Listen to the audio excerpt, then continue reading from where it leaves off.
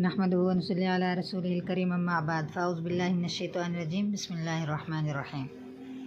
कल हमने यहाँ तक बताया था, तो ये है रोज़े के मुफ़सिदात के बारे में बयान चल रहा है कि किन चीज़ों से रोज़ा फासिद हो जाता है, टूट जाता है। ठीक है, तो मैंने कल 10 तक बताया था। आगे है 10 नंबर, भूले से कुछ खा पी लिया और ये समझ कर कि रोज़ा टूट गया, फिर कस्तन खा लिया, यानी जानबूझ के खा लिया कि पहले उसने भूले से कोई चीज़ खा ली थी।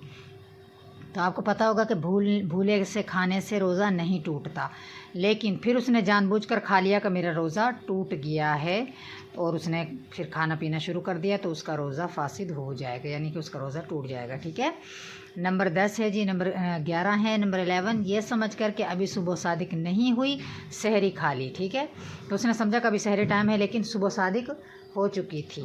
ठीक है, फिर मालूम हुआ कि सुबह हो चुकी थी, तो उसका रोज़ा नहीं हुआ, यानी कि उसका रोज़ा टूट गया। नंबर 12 है कि रमज़ान शरीफ के सिवा और दिनों में कोई रोज़ा कसदन तोड़ डाला। ठीक है, एक तो है ना रमज़ान मुबारक के रोज़े, लेकिन रमज़ान के अलावा कोई और रोज़े थे, कोई भी रोज़ा था चाहे नफली ही था, तो उसने उसको जानबूझकर तोड़ दिया, तो उसका रोज़ा भी टूट गया और उस पर कज़ा उसकी वाजिब होगी। नंबर 13 है 30,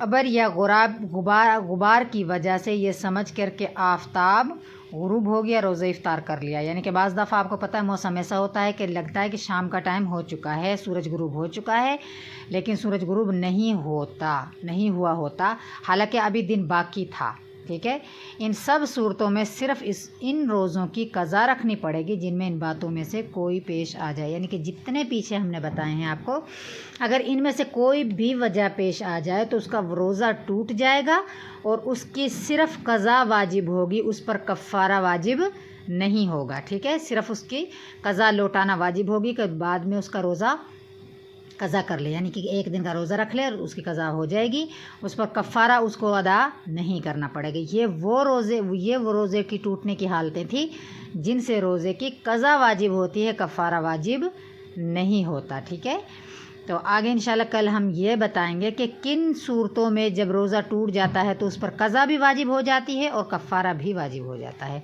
तो आज के लिए इतना ही है और कल इंशाल्लाह करेंगे।